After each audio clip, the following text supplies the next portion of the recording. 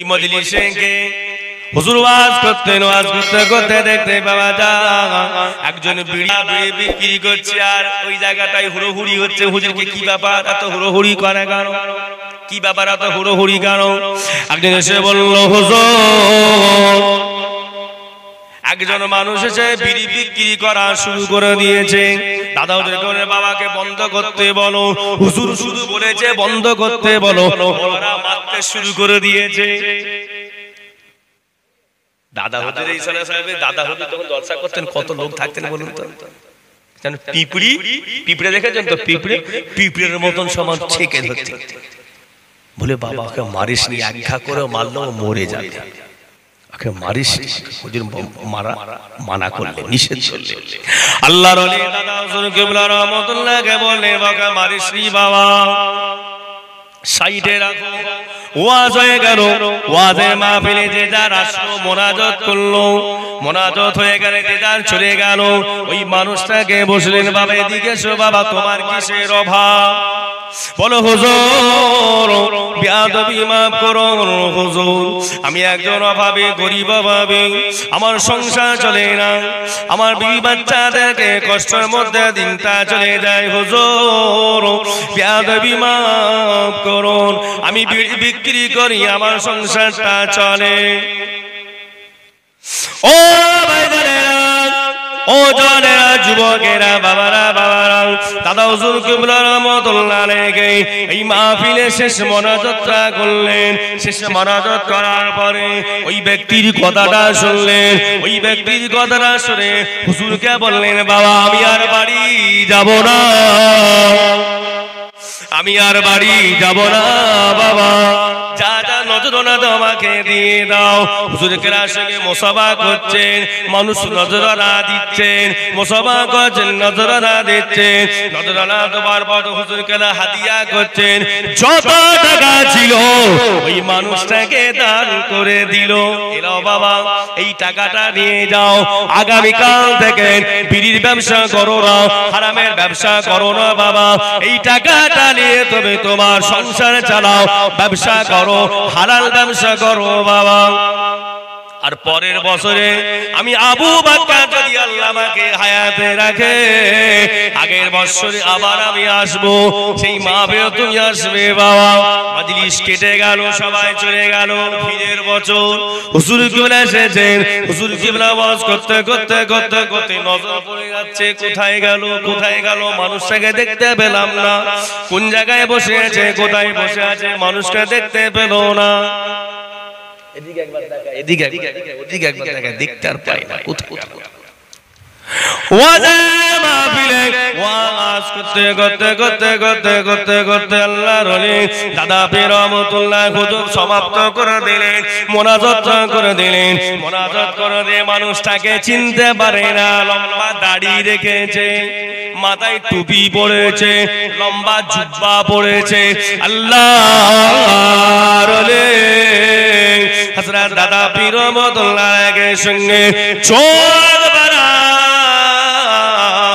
পানি নিয়ে ঝরঝর করে কাঁদতে লাগলেন। হুজুর হুজুর বেয়াদবি মাফ করুন হুজুর, হুজুর বেয়াদবি ক্ষমা করুন হুজুর, আপনি যে টাকাটা দিয়েছিলেন আগের বছরে ওই টাকাটা দিয়ে হালাল ব্যবসা আল্লাহ আমাকে করিয়েছে, ওই হালাল ব্যবসাতে ব্যবসা করে থেকে আমি বিবি বাচ্চা আত্মীয় স্বজনকে খেয়ে পড়ে এই টাকাটা বেঁচেছে, এই টাকাটা আপনি আমি আপনাকে নজরানা হিসাবে দিয়ে দিলাম।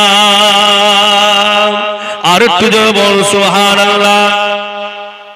এক বছর ব্যবসা করেছে, এক বছর ব্যবসা করার পর যা টাকা বেঁচেছিল একটা পুটলিয়ে হুজুরকে নজরানা দিচ্ছে। কি বুঝলি? হুজুরকে নজরানা হিসাবে দিচ্ছেন, হুজুর এই টাকাটা আপনি রাখেন। বাবা তুমি কে? হুজুর আমি সেই ব্যক্তি। ওই সময় দাদা হুজুরকে রহমাতুল্লাহকে চোখ ভরা পানি নিয়ে বলতে লাগলেন বাবা আমি আবু বকর, আমি আবু বকর নানায় গুনাহগার, আমি আবু বকরের দোয়াটা আমার আল্লাহ কবুল করে নিয়েছে। আর একটু জোরে বল সুবহান, আর একটু জোরে বল সুবহানাল্লাহ। তাহলে এবার আপনাকে একটা প্রশ্ন করব বাবা, হিদায়াতের মালিক কে?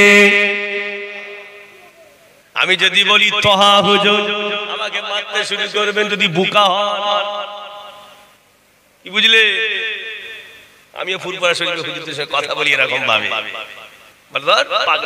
আমি কি হিদায়াতের মালিক? না বাবা, না না, হিদায়াতের মালিক হলো আল্লাহ। কাকে হিদায়াত করবে তিনি আল্লাহ, তিনি জানে। তবে হিদায়াত চাইতে হয়। কি চাইতে হয় না হয়?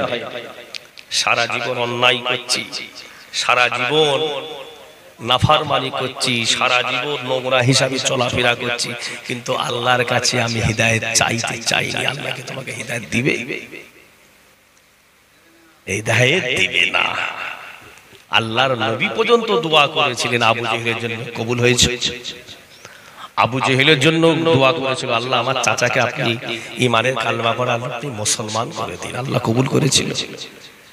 এদিকে আবু জেহেল আর এদিকে ওমর ফারুক, দুজনেই শক্তি আর দুজনেই ক্ষমতাশীল, তাকওয়াওয়ালা, ক্ষমতাওয়ালা, দুজনেই তেজি, আর দুজনেরই ব্রেন বিশাল, দুজনেরই ব্রেন বিশাল ব্রেন, ধরতেও পারবে না।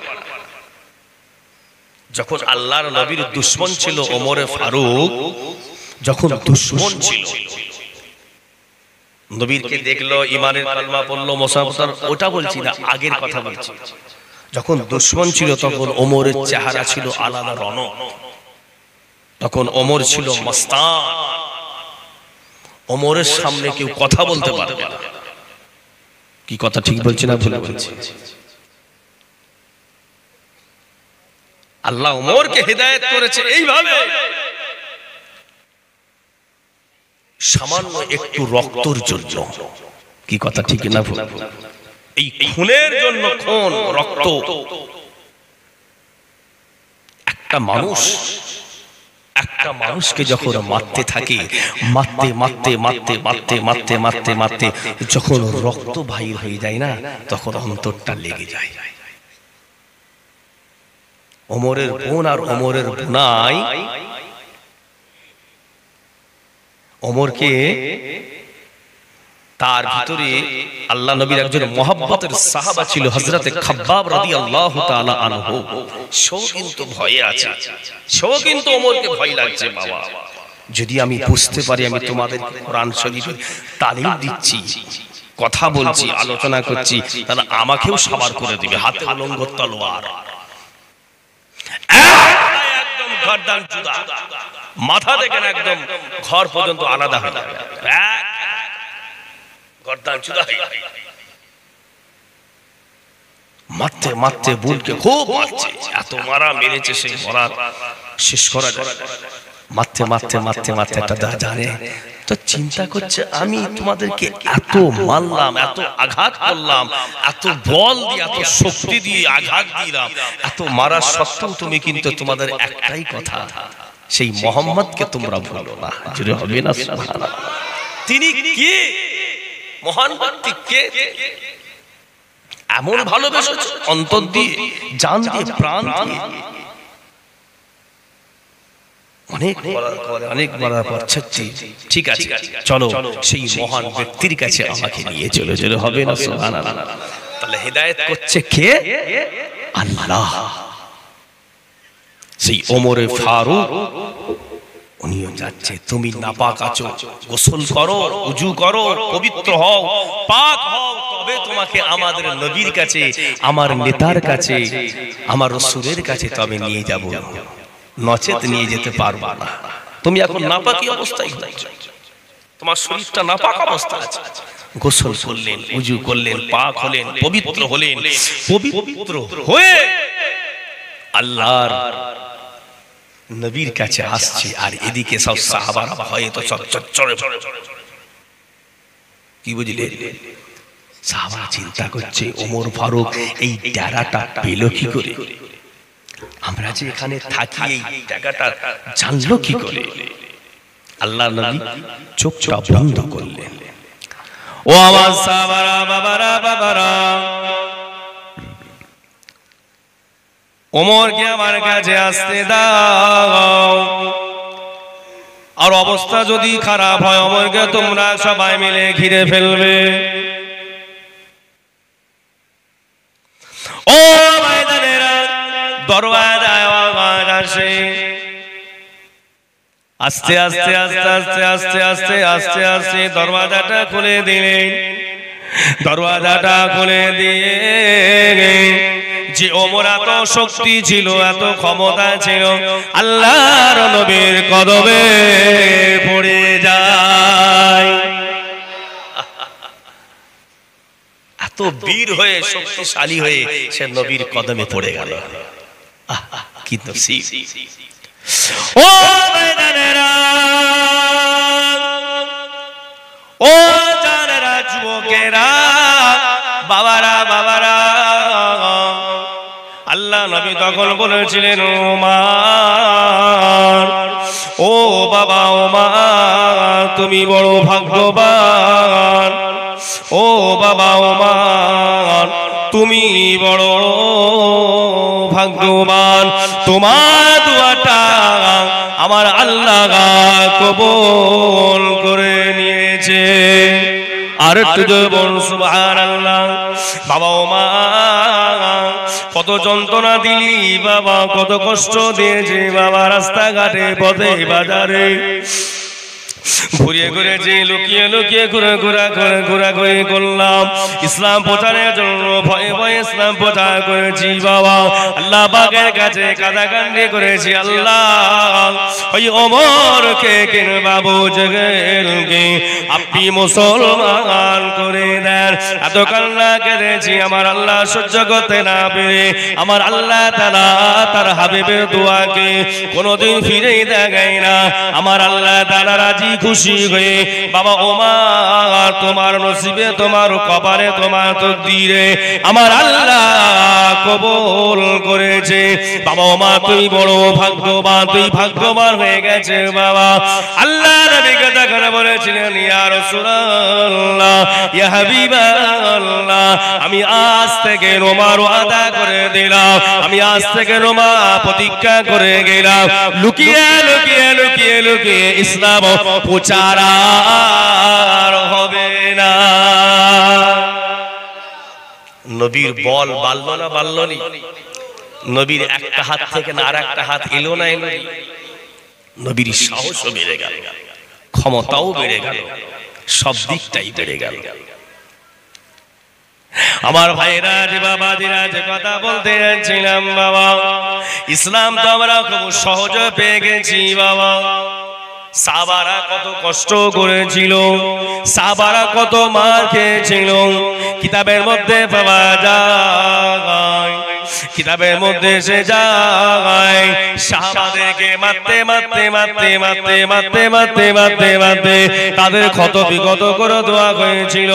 সাহাবাদের মারতে মারতে তাদের মেরে ফেলে দেওয়া হয়েছিল। সাহাবাদের এত মারা মেরেছিল, কিন্তু তার সত্য থেকে, তাদের জবান থেকে, মুখ থেকে আল্লাহ আল্লাহ রাসূল ভুলা নাই। তাদের জবান থেকে আল্লাহ আল্লাহ আল্লাহ আল্লাহ, লা ইলাহা ইল্লাল্লাহ, লা ইলাহা ইল্লাল্লাহ, লা ইলাহা ইল্লাল্লাহ মুহাম্মাদুর রাসূলুল্লাহ, এই কালমাটা অন্তর চলে যাবে, জীবন চলে যাবে, অন্তর কুরবানি হয়ে যাবে আমাদের জবান থেকে, আমাদের অন্তর থেকে আল্লাহ আল্লাহ রাসূল ভুলবে না। কত সহজে পেয়েছি। একটা প্রশ্ন করবো বাবা, হিন্দুস্তানের জমিনে কোন নবী এসেছিল ইসলাম প্রচার করতে গিয়ে? একবার বলুন না, আসে না, কোন নবী আসে না, কোন নবীর খলিফাও আসে না। এসেছিলেন কার? খাজা বাবা গরিবে নওয়াজ। সেই খাজা বাবা গরিবে নওয়াজকে কে ভালোবেসেছিলেন? জোরে বলো, খাজা বাবা গরিবে নওয়াজকে কে ভালোবেসেছিলেন? আল্লাহর নবী নিজে ভালোবেসেছিলেন। জোরে হবে না? ওনার পীরের সঙ্গে যখন মক্কা শরীফে গেলেন, ওনার পীর ছিল সৈয়দ উসমান হারুনি রহমাতুল্লাহ আলাইহি। মক্কা শরীফ সমাধি করে যখন মদিনা শরীফে চলে গেলেন, মদিনা শরীফে গিয়ে উসমান হারুন ছিল খাজা বাবা গরিব নওয়াজের পীর ছিল। বাচ্চাকে সাথে করে নিয়ে, ছাত্রকে সাথে করে নিয়ে মদিনা শরীফে গেলেন। আল্লাহ রাসূলের মাজারের কাছে গিয়ে সালাম দিলেন। সালামের জবাবটা সৈয়দ উসমান হারুন নিজে কানে শুনতে পেয়ে গেলেন। জোরে হবে না? কথা হতে বললেন উসমান হারুন এই ছেলেটাকে, বলে এটা আমার ছাত্র, এটা আমার সন্তানের মতো, খুব ভালো ছেলে, সৎ ছেলে। উসমান হারুনি এই ছেলেটাকে আমার কাছে রাখতে হবে। যদি হবে না? সুবহানাল্লাহ। যতই যাই হোক, আপনার কাছে 10 বছর 20 বছর 5 বছর ধরে একটা ছেলে যদি থাকে, ছেলেটার মধ্যে মায়া মহব্বত বসবে না? বসবে। ধরুন আপনি কারিগর, আপনি কোথায় কাজ করতে গেছেন, আপনি উস্তাগারগিরি করেন, যে আপনি ব্যবসা চালান, কে কোনো ঠিকাদার বড় কোম্পানি আছে, ওই কোম্পানির কাছে 5 বছর 2 বছর 10 বছর 20 বছর ধরে কাজ করতে তার উপর একটা বিশ্বাস এসে যায়। কি বিশ্বাস আসে না? কিছুদিন পর তাকে আবার ম্যানেজার করে দেওয়া হয়, এলান টাকা পয়সা আপনার কাছে সব দিয়ে দিলাম, যা কিছু সমতল সব আপনি করবেন, এদিক ওদিক করবেন। উনি যারা জিম্মাদার দিয়ে তিনি চলে গেলেন। বিশ্বাস্ত ছেলে, এই বিশ্বাস অবস্থায় তিনি চলে গেলেন। উসমান হারুনি রহমাতুল্লাহ আলাইহি ওই বিশ্বাস্ত ছেলেটাকে তার কিছু বলতেও পারছে না। আল্লাহর নবী যখন চেয়েছে আর আমি নবীর উপরে কথা বলবো, মনটাও খারাপ হয়ে গেল। পিছনেও আসতে পারছে না আর সামনেও যেতে পারছে না, পিছনেও আসতে পারছে না আর সামনেও যেতে পারছে না। ছেলেটাকে রেখে, বাবা মঈনুদ্দিন তুমি এখানে থাকো বাবা, তোমার ভালোবাসা তোমার মহব্বত আমার নবীর সঙ্গে তোমার আল্লাহ করিয়ে নিয়েছে। জোরে বলুন সুবহানাল্লাহ। তোমার দ্বারাই হিন্দুস্তানের কিছু কাজ আছে, তোমাকে ওখানে যেতে হবে। কে বললেন? সৈয়দ উসমান হারুনি বললেন। কে বলে? আল্লাহর নবী উসমান হারুনি বলতে লাগলেন, তোমার দ্বারাই কিছু কাজ আমার রাসূলুল্লাহ করিয়ে নেবে। কেন? আমার নবী তো হিন্দুস্তানে যেতে পারে না। আল্লাহ নবী উসমান হারুনি কাছ থেকে সৈয়দ উসমান হারুনি চলে এলেন মঈনুদ্দিন আছে। কবে কবে দেখালেন, ও বাবা মঈনুদ্দিন, বাবা মঈনুদ্দিন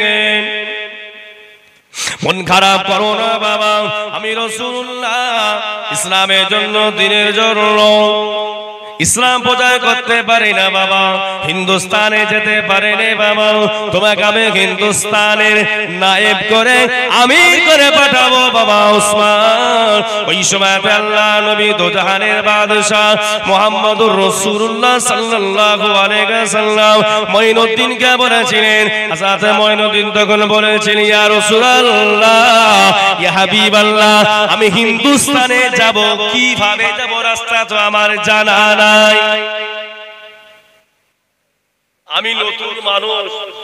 কেউ যদি বলে বাবু আপনাকে এখান থেকে জার্মানি যেতে হবে, আপনি কিছুই জানেন না, কিভাবে যাবেন?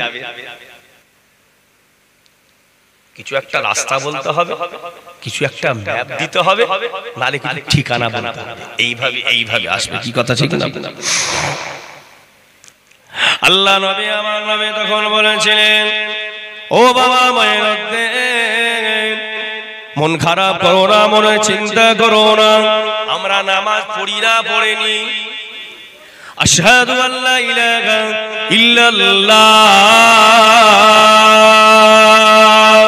এই হাতটা ওঠে না, ওঠে নে, চিল্লায় বলো, এই হাতটা ওঠে না, ওঠে নে বলো।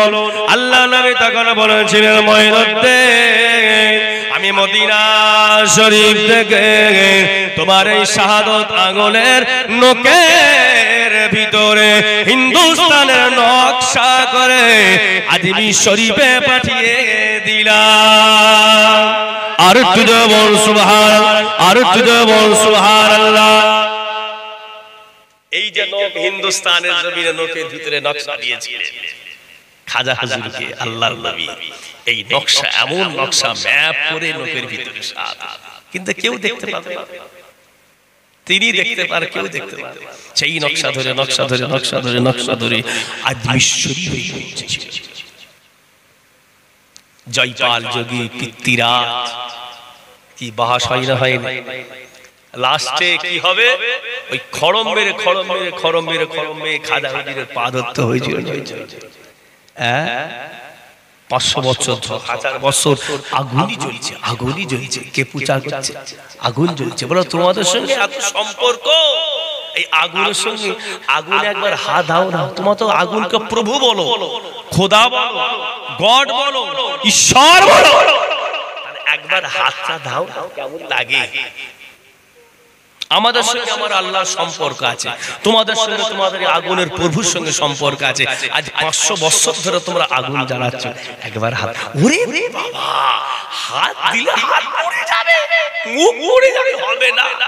তো বোকা, হাত কি পুড়ে যাবে? তাহলে কিরকম তোমাদের খোদা, কিরকম তোমাদের গড, কিরকম তোমাদের প্রভু? সেই প্রভুর সঙ্গে মহব্বত ভালোবাসা তোমরা করতে পারলে না, এতদিন হয়ে গেল। বলে হবে না, হবে না, হবে না।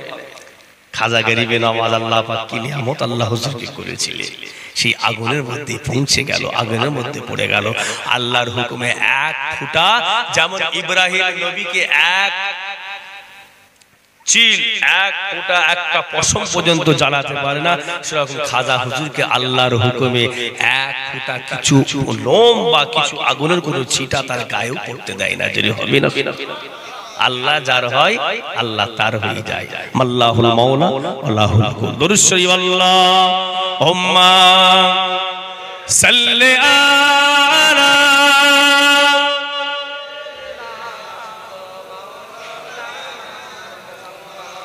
ওয়া আলা আলি সাইয়্যিদিনা আল্লাহুম্মা সাল্লি আলা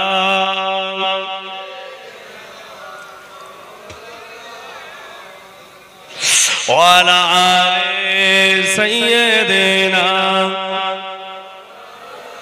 ভাইজানেরা, যে কথা বলতে বলতে চলে গেলাম বাবা, এই পীরের জলসা, আল্লাহর ওলির জলসার মোহাব্বত ভালোবাসা অন্তরে আছে না নাই বলো? অন্তরে আছে না নাই বলো? ছোট হুজুরের ওয়াজ কারা কারা শুনেছেন একবার হাত তুলুন বাবা। কোথা ফুরফুরা শরীফ থেকে, কোথা 24 পরগনা, বদনা ছুঁড়েছিল না ছুঁড়ে নাই? অনেক কথা আছে, কেটে দিলাম, বলবো না। ওনার মরে বিপদে পড়েছে, জঙ্গলে পড়ে আছে, বাঘ হা হা করে খাবে। আল্লাহর মুরিদা যখন বলেছিলেন বাবা আমি কার মুরিদ জানো? আমি হলাম ছোট হুজুরের মুরিদ। পড়ার সাথে সাথে হুজুর কেবলা ওযু করছিলেন নামাজ পড়ার জন্য। কোথা ফুরফুরা শরীফ আর কোথা 24 পরগনা। হুজুর তখন ওযু করছেন আর হুজুরের নজরটা মুরিদের অন্তরে চলে গেছে। আর ধরে বলুন, আর ধরে বলুন, আল্লাহর ওলি হযরত ছোট হুজুর কিবলা রাহমাতুল্লাহ আলাইহি হুজুর ওযু করতে করতে করতে করতে নজরটা চলে গেল। আমার মুরিদ বিপদে পড়েছে, সহ্য করতে না পেরে হুজুর বদনাটাকে নিয়ে জোরে ফিকেছে। আল্লাহ দিকে আল্লাহ হুকুমে ওই বাঘের মুখটা ফেটে বাঘটা ভয়ে পালিয়ে যায়। জোরে বলুন সুবহানাল্লাহ। পরের দিন সকালবেলায় হুজুর কিবলা কাছে এসেছেন, আমার বদনাটা কোথায় গেল বাবা? জোরে হবে না? আমার বদনাটা কোথায় গেল বাবা? আমার লুটাটা কোথায় গেল বাবা? বল বাবা, বুঝতে পারিনি। ও বাবা বলে শুনে রেখে দাও, জেনে রেখে দাও বাবা, অমুক জঙ্গলে তুমি এক গিয়েছিলে, কোন এক বাঘ এসেছিল বলে হ্যাঁ হুজুর, বাঘ তোমাকে আক্রমণ করেছিল বলে হ্যাঁ হুজুর। তুমি কি মনে মনে বলেছিলে? তুমি আমাকে স্মরণ করেছে বলে হ্যাঁ হুজুর। আমি হুজুর, আমি জুলফিকার, আমি আর সহ্য করতে না পেরে আমি তখন উযু করছিলাম। এই উজুটা নিয়ে এই লুটাটা নিয়ে উজু করছিলাম, আমি আর সহ্য করতে না পেরে লুটাটা এমন জোরে ছুঁড়লাম, লুটাটা এমন জোরে সাথে সাথে সাথে লুটা দেখতে পেলাম না বাবা। আমার উজু করার লুটু কোথায়, লুটা কোথায় গেল বাবা? সেই লুটাটা তুমি কি নিয়ে এসেছো বলে হ্যাঁ হুজুর এসেছি। আবার এই মুরিদরা মনে মনে চিন্তা করছে, বুঝতে পারলাম এই লুটা কারো লুটা না, এই লুটা হলো আমার পীর মুর্শিদ হযরত ছোট হুজুরের লোটা। আর জোরে বলো, এ তো আমার পীরের লোটা, এখানে কি করে? তখন বুঝতে পারলেন আল্লাহ যার হয়ে যায় আল্লাহ তারও হয়ে যায়, কথা ঠিক না? তখন ঝরঝর করে কেঁদে হুজুরিল্লাহ আমি লুটা এনেছি। ভাইরা যে কথা বলতে যাচ্ছিলাম বাবা, এখনো পর্যন্ত পরিবেশ পর্যন্ত পরিবার চেষ্টা করেন। কত গরম ছেড়েছে, কত গরম, কত ডিগ্রি চলছে এখন? 44 না 43, 42, 43, 44, আবার বলছে কত 50-এ যাবে। একবার মনে আছে একটা কথা উঠেছিল 2012 নাকি পৃথিবী ধ্বংস হবে। কে বলেছিল এটা? বিজ্ঞান নাকি বলেছিল 2012 নাকি পৃথিবী ধ্বংস হবে। আচ্ছা কেউ বলতে পারবে পৃথিবী কবে ধ্বংস হবে, কোন টাইমে ধ্বংস হবে, কোন সময়ে ধ্বংস হবে, কোন দিনে ধ্বংস হবে? একটা কথা বলেছে, মহরমের 10 তারিখ, তারিখটা হবে মহরমের 10 তারিখ, বারটা হবে শুক্রবার, রাইট? কিন্তু মহরমের 10 তারিখ শুক্রবার, ওই দিনে আমার আল্লাহ আবার দুনিয়া সৃষ্টি করেছে, আবার ওই দিনে দুনিয়াটাকে আল্লাহ ফানা করবে। কিন্তু কবে, কত হিজরি, কত সময়ে, সেটা কিন্তু জানা নাই। এই কবে হিজরি, কত সময়ে, এই কথাটা আল্লাহ তার হাবিবকেও বলে দেন। আমার আল্লাহ বললেন যতদিন পর্যন্ত আমার কোনো এক বান্দা আমাকে আল্লাহ আল্লাহ বলার ডাক বন্ধ থাকবে না, যতক্ষণ পর্যন্ত একজন ব্যক্তি আমাকে একবার আল্লাহ আল্লাহ আল্লাহ আল্লাহ আল্লাহ বলবে, ততদিন পর্যন্ত আমি আল্লাহ পৃথিবীটাকে ধ্বংস করব না। জোরে বলো বাবা। আপনারা তো আরব দেশে অনেকে গেছেন, কি কথা ঠিক না বল? আরব দেশে অনেকে গেছেন তো নাকি? কুয়েত গেছেন, সৌদি গেছেন, কাতার গেছেন, ওমান গেছেন, আবু ধাবি গেছেন, সব জায়গায় গেছেন বাবা। নেটটা খুলুন, দুবাই এখন কি হচ্ছে? বন্যা। দুবাই বন্যা হয় না, হয়নি? যে দেখে গাড়ি চলছে, মরুভূমির দেশে গাড়ি চলছে, হ্যাঁ মরুভূমির দেশে গাড়ি চলছে। যে দেশে শুধু ধুধু ধুধু ধুধু ধুধু করত, তাপ ছাড়ত, বালি ছাড়ত, আগুন ছাড়ত, সেই দেশে বন্যা আল্লাহ করে দিল। আল্লাহ কি না কি পারে? হ্যাঁ মন্দির করবে বাবা, বেটা মন্দির করার খুব শখ। হ্যাঁ বেটা মন্দির করবে, পুরোহিতদেরকে নিয়ে গেছে মন্দির করার জন্য, সব চুরমার করে দিয়েছে। আবার কি করেছিল? আমি নাম বলবো না, নোংরা হল, সিনেমা হলের কথা আর বলছি না, নোংরা হল, সেইটাও করার প্রস্তুতি নিয়েছিল। আচ্ছা বন্যা আসলে, সাইক্লোন আসলে কিছু থাকে? কিছু থাকে? সব চুরমার করে দেয়। তেমন ভূমিকম্প হলে 5 তলা 10 তলা 20 তলা বাড়ি যেমন চুরমার হয়ে যায়, সেরকম বন্যাও আসলে সব তছনছ করে দেয়, ধূলিসাৎ করে দেয়। তওবার দরজা এখনো আছে, খোলা আছে না বন্ধ আছে বলুন তো? খোলা আছে। তুবু ইলাল্লাহি তাওবাতান নাসুহা, তওবা পড়ো, এমন তওবা পড়ো সেই তওবার ওসিলা দিয়ে আল্লাহ যেন নাজাতের একটা যেন ওসিলা করে দেন। জোরে বলুন সুবহানাল্লাহ। এবার আপনাকে প্রশ্ন করব বাবা, সুন্দর প্রশ্ন বাবা। নবীর সঙ্গে যেমন সম্মান, সাহাবাদের সঙ্গে তেমন সম্মান। এবার আপনাদেরকে প্রশ্ন করব, বলুন বলুন বলুন, এই খাদুরটি গ্রামে কত মসজিদ আছে বলতে পারবেন? এই খাদুরটি গ্রামে কত মসজিদ আছে? 16টা। বাগনান থানায় কটা আছে? ও হিসাব 50টা। হাওড়া জেলায় কটা আছে? সারা ওয়ার্ল্ডে কত আছে? Computer fail. কি কথা ঠিক বলছি না? বলে কম্পিউটার ফেল। কম্পিউটার আর খুঁজে পাওয়া যাবে না। সারা ওয়ার্ল্ডে কত মসজিদ, মসজিদ শেষ আছে? সারা ওয়ার্ল্ডের মসজিদের ইমাম আছে না না? জোরে বলো, সারা ওয়ার্ল্ডের ইমাম আছে না নাই? আর মদিনা শরীফের যিনি ইমাম তিনি কে? কিছু বুঝতে পারছে? সারা ওয়ার্ল্ডের ইমাম আছে না নাই বলো? আর সারা ওয়ার্ল্ডের মসজিদের ভিতরে একটা মসজিদ আছে, ওই মসজিদের নাম হলো মসজিদুন নববী। যে মসজিদে আমার রাসূলুল্লাহ স্বয়ং নিজে ইমাম। আর বলো, আর মুক্তাদিরা ছিল সাহাবায়ে কেরামেরা, তাই তো নাকি? এবার আপনাদেরকে প্রশ্ন করব বাবা, সারা ওয়ার্ল্ডের ইমামের সম্মানটাকে নিয়ে যদি একটা জায়গায় রাখা যায়, সারা ওয়ার্ল্ডের ইমামকে নিয়ে যদি একটা জায়গায় রাখা যায়, আর আমার রাসূলুল্লাহ সাল্লাল্লাহু আলাইহি সাল্লামের ইমামের সম্মানটা যদি একটা জায়গায় রাখা যায়, কার সম্মান বাড়াবে বলো? জোরে বলো, জোরে বলো। আমার নবীর সম্মান আল্লাহ বাড়াবেন। ওই জন্য হলেন আমার নবী হলেন প্রথম নবী, আমার নবী হলেন শ্রেষ্ঠ নবী, আমার নবী হলেন নূরের নবী, আমার নবী হলেন দয়ার নবী, আমার নবী হলেন মায়ার নবী। আমার নবীর কোনো গুনাহ নাই। অন্যান্য নবীদের গুনাহ হতে পারে, অন্যায় হতে পারে, আমার নবী কোনো বেগুনাহ, আমার সব নবী। জোরে বলো, আর জোরে বলো।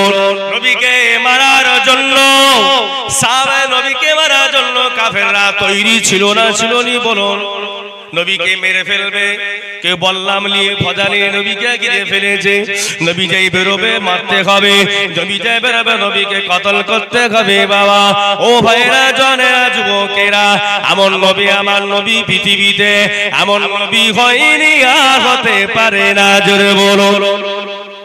তারা সারা ওয়ার্ল্ডের ইমামের যত দামি ইমাম হোক না কেন, শুধু মক্কা শরীফের আব্দুর রহমান সুদাই হোক না কেন, বাবা আমার নবীর কাছে কেউ নাই। জোরে হবে না? এই যে তো ইমানের একটা শক্তি। আমি মক্কা শরীফের ইমাম, আমি এখন মদিনা শরীফের ইমাম, মসজিদুন নববীর ইমাম আমার রাসূল পাক নিজে ছিলেন। তার চেয়ে কেউ বড় হতে পারে? তাহলে সারা ওয়ার্ল্ডের ইমামের সম্মান একটা জায়গায় রাখবেন, আর আমার নবীর ইমামের সম্মান একটা জায়গায় রাখবেন। আমার আল্লাহ, আমার হাবিবের ইমান, আমার হাবিবের সম্মান আমার আল্লাহ বাড়িয়ে দিবে। জোরে বলুন সুবহানাল্লাহ। এবারে একটা কথা আপনাকে বলবো, সারা ওয়ার্ল্ডে কত মুয়াজ্জিন আছে এখন? সরকার ভাতা দেয়, ওদিক যাব না বাবা, কেটে দিলাম, ক্যান্সেল করে দিলাম। সারা মুয়াজ্জিন আছে, সারা ওয়ার্ল্ডের কত মুয়াজ্জিন আছে? নেই? সবাই মুয়াজ্জিন আছে বাবা, সবাই আযান দেয়, সবাই আযান দেয়, সবাই আযান দেয়। আল্লাহ নবী মুহাম্মদ সাহাবা নিজে হাতে করে ইজাজত অবস্থাতে বিলালকে বলেছিল, বাবা বেলাল, ও বাবা বেলাল, ও বাবা বেলাল, আমি রাসূলুল্লাহর কথাকে তুমি রাখতে পারবে বাবা? ও বাবা বেলাল, আমি রাসূলুল্লাহ তোমাকে বলে দিলাম বাবা, মদিনার মসজিদে নববী শরীফে তুমি কি আজকের দিন থেকে আমি রাসূলুল্লাহ তোমাকে বলে দিচ্ছি বাবা, তুমি কি মুয়াজ্জিন কি করতে পারবে?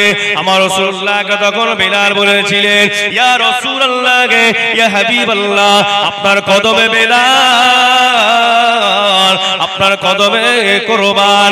বিলাল জান যদি চলে যায়, বিলাল রক্ত যদি চলে যায়, আল্লাহ রাসূলকে জীবনেও ভুলতে পারবে না।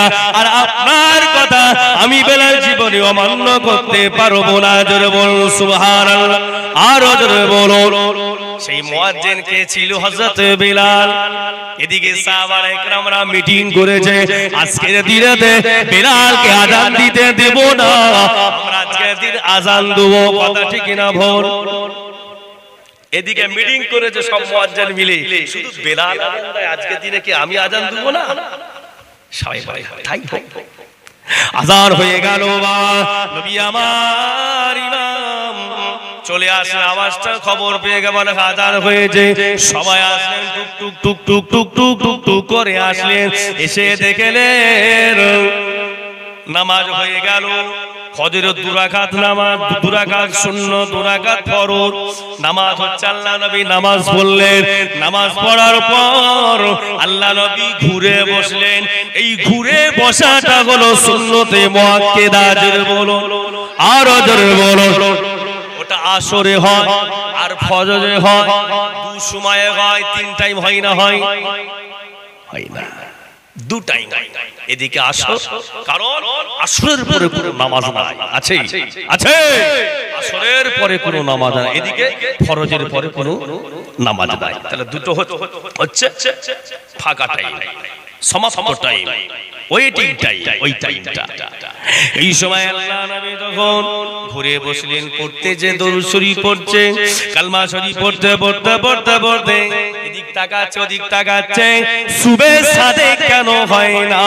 সাহাবারা কাঁদতে শুরু করে দিয়ে, হাই কি হলো, হাই কি হলো, হাই কি হলো, ফজর আযান কখন হলো? কেন সকাল হয়? আল্লাহ নবী বলেছেন, ও আমার সাহাবারা, বাবারা বাবারা, আজকের দিনে কি আমার বেলাল কি আযান দেয় না? ও আমার সাহাবারা, বাবারা বাবারা, শুনে রেখে দাও, জেনে রেখে দাও, আজকে কি মদিনার মসজিদে কি আযান হয় না? ওই সময় বলেছিলেন, ইয়া রাসূলুল্লাহ, ইয়া হাবিবাল্লাহ, ইয়া রাসূলুল্লাহ, ইয়া হাবিবাল্লাহ, মদিনার মসজিদে নববী শরীফে আযান হয়েছে, কিন্তু আপনার বেলাল আযান দেয় না। অন্য একজন সাহাবা আযান দিয়েছে। আল্লাহ নবীকে জিবরাইল জানিয়ে দিলেন, ইয়া রাসূলুল্লাহ, হাবিবাল্লাহ, আজকের দিনে বেলাল যদি আযান যদি না দেয়, আমার আল্লাহ সকাল আর কোনদিন করবে না। আরো জোরে বলুন সুবহান, আরো জোরে বলুন সুবহানাল্লাহ। ইয়া রাসূলুল্লাহ, ইয়া হাবিবাল্লাহ, আপনার বেলালকে তাড়াতাড়ি বলে দিন, বেলাল তাড়াতাড়ি যেন আযান দেয়। আল্লাহ নবী মুহাব্বতের সাহাবা হযরত বেলাল রাদিয়াল্লাহু তাআলা আনহু উনকে বললেন, বাবা বেলাল, ও বাবা বেলাল, এসো বাবা, এসো বাবা, তোমার মনটা দুঃখ হয়েছে, তোমার মনটা কষ্ট হয়েছে বাবা, তাড়াতাড়ি যাও, তাড়াতাড়ি যাও গিয়ে একবার আযানটা দিয়ে দাও বাবা। আল্লাহ নবীর কথা মতন হুকুম অনুযায়ী ওই সময় হযরত বেলাল আযান দিলেন। কিতাবের মধ্যে পাওয়া যায় সেই সময়তে 2 বার আযান হয়েছিল, 2 বার জামাত হয়েছিল। আরো জোরে বলুন সুবহানাল্লাহ। 2 বার আযান, 2 বার জামাত। কথা ঠিক না ভুল?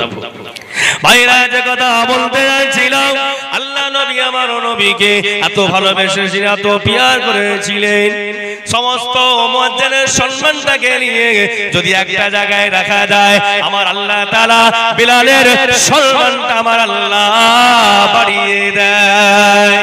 নাম্বার 1 নম্বর হয়ে যায়। আল্লাহ নবী এই কথাটা শুনে সবাই মুক্ত হয়ে গেলেন। না না না না, আজ থেকে আমরা মদিনা শরীফে আর আযান দেব না।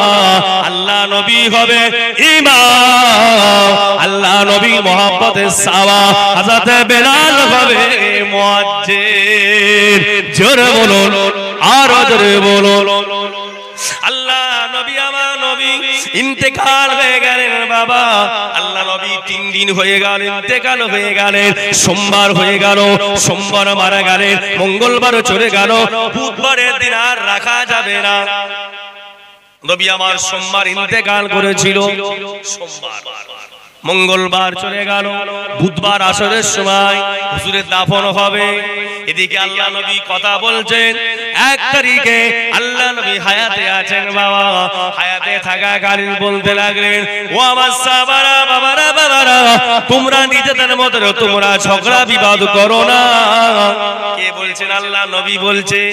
সাহাবাদেরকে কেরম টেলিং দেখে আল্লাহ নবী, কেমন টেলিং দেখেন, সাহাবাদেরকে নিয়ে আলোচনা করছেন। কোন যখন মুসিবতের মধ্যে পড়বে বাবা, ওই মুসিবতের সময় তোমরা ওই সময় কোনদিন তোমরা ঝগড়া বিবাদ করো না। কেন? মসলা এদিক ওদিক হতে পারে।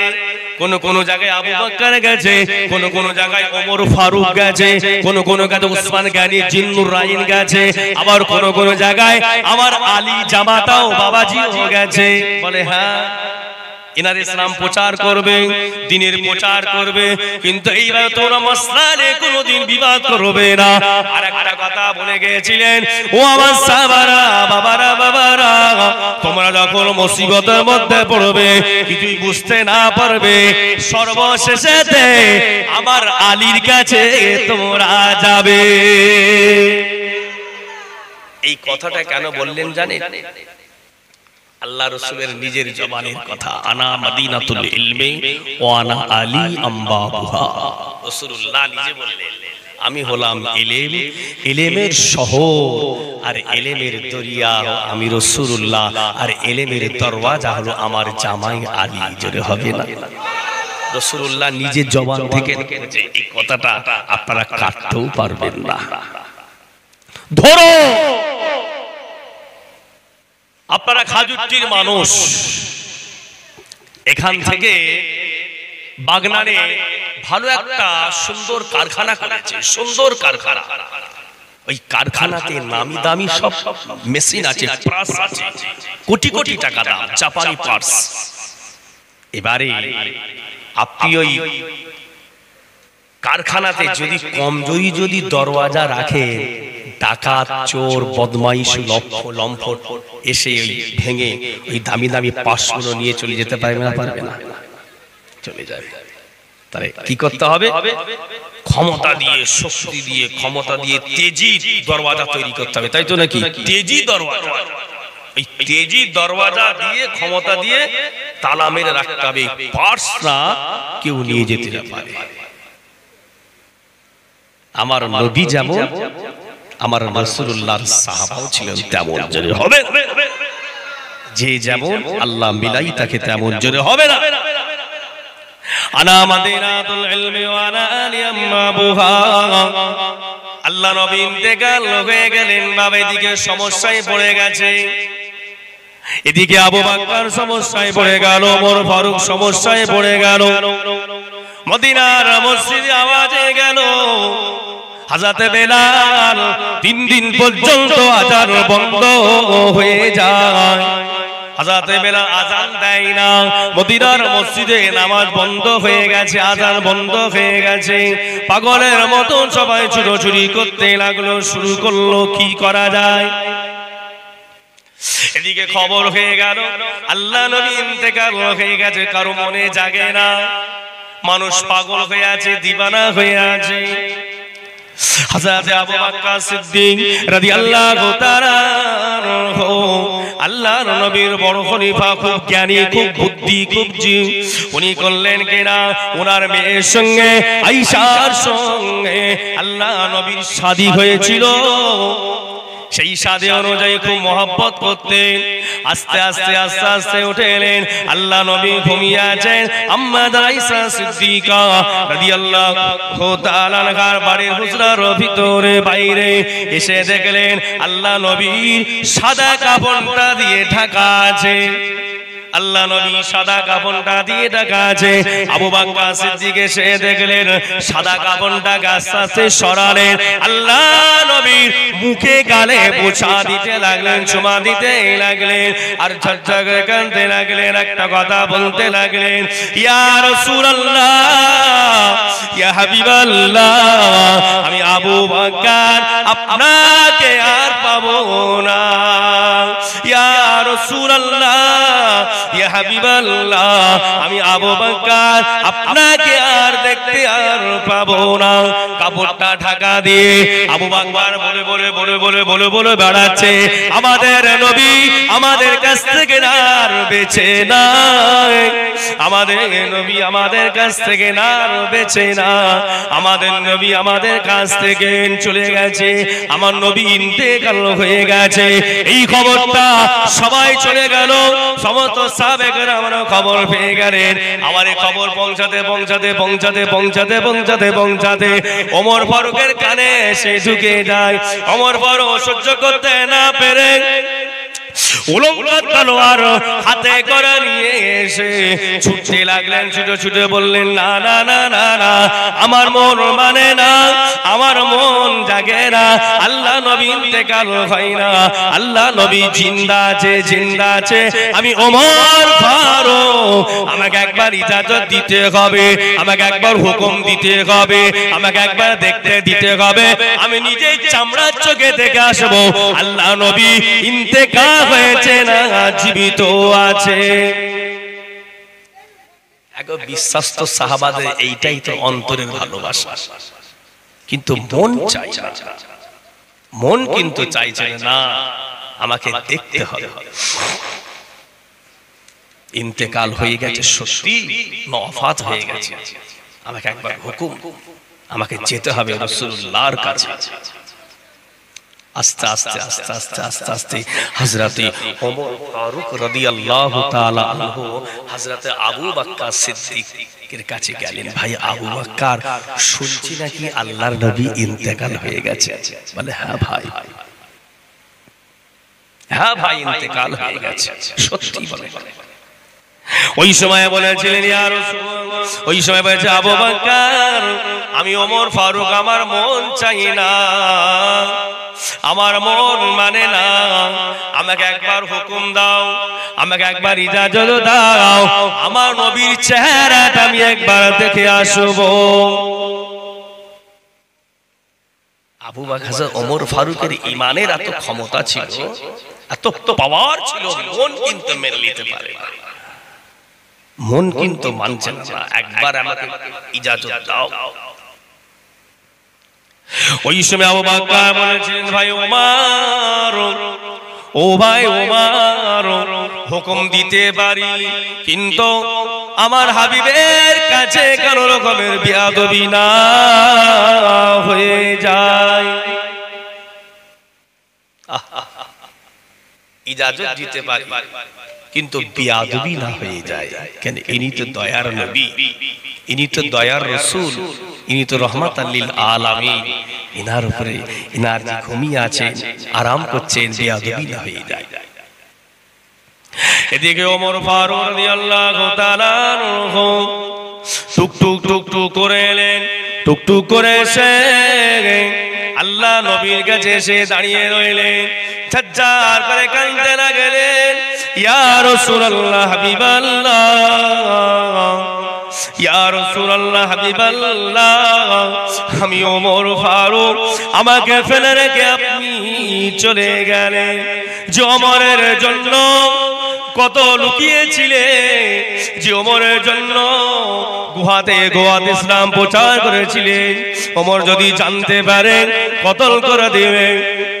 সেই ওমর আজকে মহাব্বত করেছে, ভালোবেসেছে, সেই ওমর হাতে হাত দিয়ে ঈমানের কালেমা পড়ে মুসলমান হয়েছে। ইয়া রাসূলুল্লাহ, ইয়া হাবিবাল্লাহ,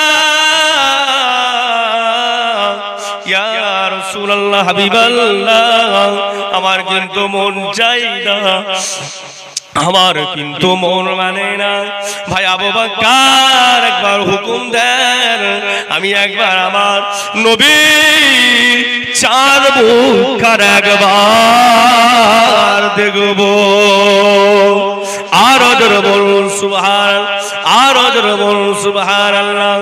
ওমর ফারুক আস্তে আস্তে আস্তে আস্তে বললেন, ভাই ও ভাই ওমর ফারুক, এসো বাবা এসো এসো, আস্তে আস্তে এসো।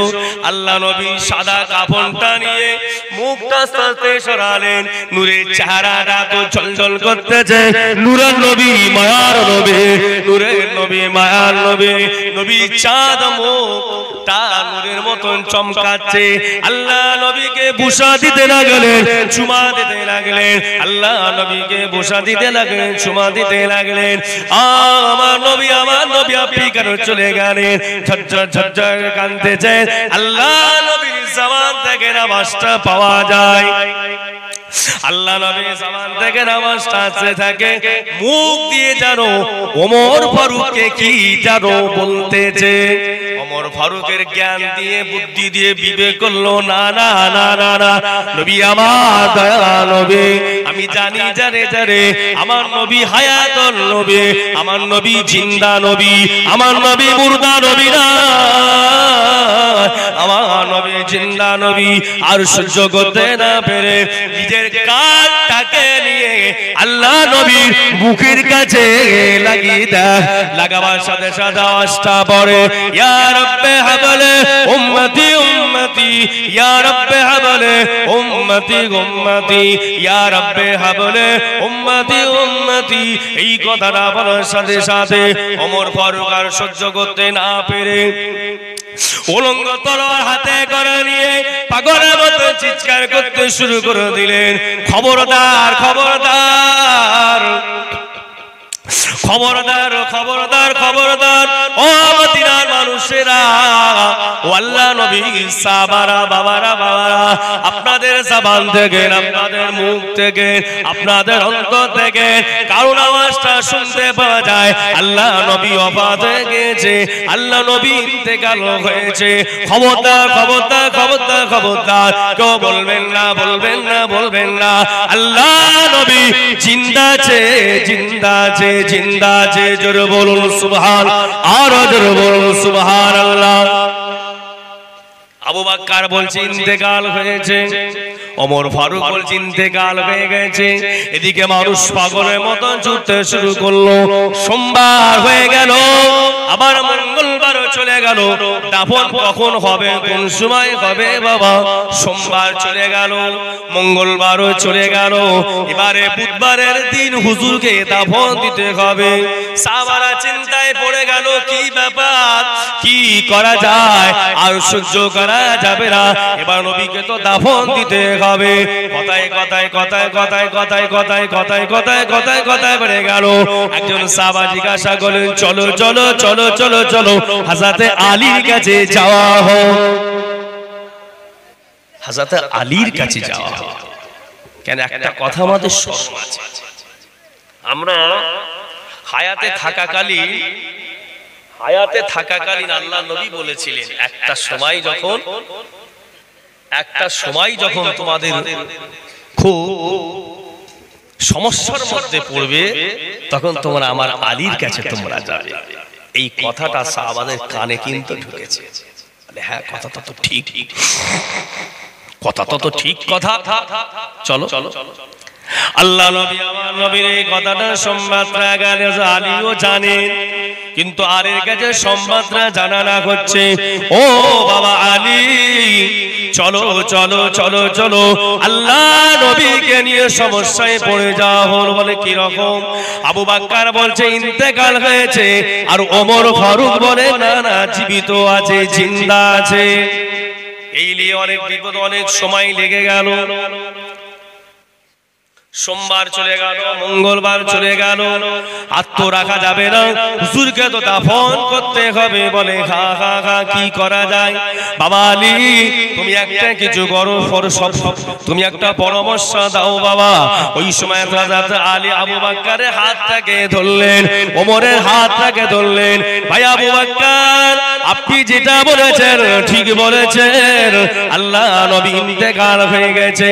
ও ভাই ওমর, আপনি যেটা বলেছেন ঠিক বলেছেন। আল্লাহ নবী ইন্তেকাল হয় না, জিন্দা আছে। আল্লাহ নবী অন্তরটা কিন্তু ঘুমিয়ে থাকে, আল্লাহ নবী চোখটা কিন্তু মুজে থাকে, অন্তরটা জেগে থাকে। জোরে বলুন সুবহান, আর জোরে বলুন সুবহানাল্লাহ। আল্লাহ নবী ইন্তেকাল হয় না, আল্লাহ নবী জিন্দা আছে। চোখ মুজে থাকলেও কি হবে, আল্লাহ নবী অন্তরটা জেগে থাকে। জোরে বলুন, আর জোরে বলুন। হযরত আলী রাদিয়াল্লাহু তাআলা আনহু এই সমস্যার সমাধান করে হুজুরের দাফন হয়ে গেল। কিছুদিন পর সব মদিনা শরীফে অন্ধকার অন্ধকার লাগছে। কিছুদিন পর 6 মাস পর আল্লাহর নবীর ইন্তেকালের ওফাতের পর আল্লাহর নবী হযরত বেলালকে স্বপ্নে দেখাচ্ছে, বাবা বেলাল তুমি নিষ্ঠুর হয়ে গেলে বাবা, তুমি আমি রাসূলুল্লাহ আমার মাজার শরীফে একবার আসলে না বাবা বেলাল। 6 মাস পর আল্লাহর নবীকে, আল্লাহর নবী হযরত বেলালকে স্বপ্নে দেখাচ্ছে, বাবা বেলাল আমি রাসূলুল্লাহ তুমি আমার মাজারের কাছে একবার আসলে না। এই কথাটা স্বপ্নে স্বপ্নে হযরত বেলালের কাছে যখন স্বপ্ন পেয়ে গেলেন, সঙ্গে সঙ্গে এই স্বপ্নটাকে ভেঙে দিয়ে তারপরের দিন হযরত বেলাল আসছে মদিনায়। জোরে বলুন না সুবহানাল্লাহ। মদিনার মানুষরা মনে করে যে হযরত বেলাল আবার আসছে, আবার আযান দিবে, হযরত বেলাল আবার আসছে, আবার আযান দিবে, এই চিন্তা ভাবনা করছে। হযরত বেলাল টুক টুক টুক টুক টুক টুক টুক টুক করে আসে, টুকটুক করে এসে দেখলেন আল্লাহর নবীর অবস্থা দেখে সবাই ঘিরে ফেললেন, বাবা বেলাল এসো। হযরত বেলালকে বললেন, বেলাল আযান দাও, তোমার আযান অনেকদিন শুনিনি বাবা। মদিনার মানুষেরা সবাই ঘিরে ফেলেছে, বাবা বেলাল একবার আযান দাও বাবা, অনেকদিন আযান শুনিনি বাবা। হযরত বেলাল বলেছিলেন, কি করে আযান দেব বাবা, যাকে আযান দিতাম তিনি নাই, দিন ও দুনিয়ার বাদশা হাবিবুল্লাহ জনাবে মুহাম্মদুর রাসূলুল্লাহ সাল্লাল্লাহু আলাইহি ওয়াসাল্লাম হুজুরকে তো আমি দেখতে পাই না, কাকে আযান দেব। কেউ কথা শুনতে চাই না, আওয়াজ কথা হতে হতে কথা হতে হতে কথা হতে কেউ শুনতে পায় না, বেলা আযানও দেবে না। দিতে দিতে দিতে দিতে অনেক সময় চলে গেল। কাকে বলা যায়, কাকে বলা যায়, কাকে বলা যায়। ইমাম হাসান ইমাম হোসেনের কাছে খবর চলে গেল, ওই ইমাম হাসান ইমাম হোসেন তোমার নানা জানের মুহাম্মদের সাহাবা বেলাল এসেছে, বেলালকে বলো আযান দেবার কথা। কারণ ইমাম হাসান হোসেনের কথা ফেলতে পারবে না, সবের কথা ফেলে দিবে, ইমাম হাসান হোসেনের কথা বেলাল ফেলতে পারবে না। চাচা যান, ও চাচা যান একবার আযান দেন, চাচা যান একবার আযান দেন, চাচা যান আপনার আযানটা আমার নানা যান শুনে কত খুশি হতো, আমার নানা যান কত আনন্দ পেত, আমার নানা জানের নওয়াসা আমরা দু ভাই আনন্দ পাবো, খুশি পাবো।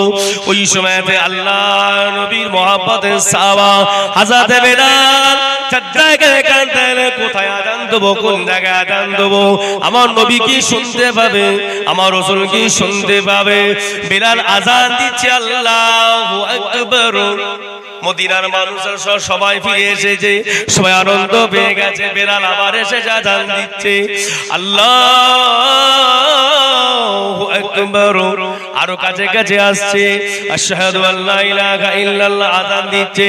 যেই বলেছে আশহাদু আন্না মুহাম্মাদুর রাসূলুল্লাহ, এই আওয়াজটা বলার সাথে সাথে বেলালের বুক ফেটে আর সহ্য করতে না পেরে বেহুশ হয়ে যায়। ইশক ছিল তাদের ভিতরে, হ্যাঁ হযরত বেলাল আর আযান দিতে পারলেন না। আমার নবী থাকতো, আমার নবীকে দেখে আমি আমার নবীর নামটা ধরতাম, আমার জান ধরে যেত।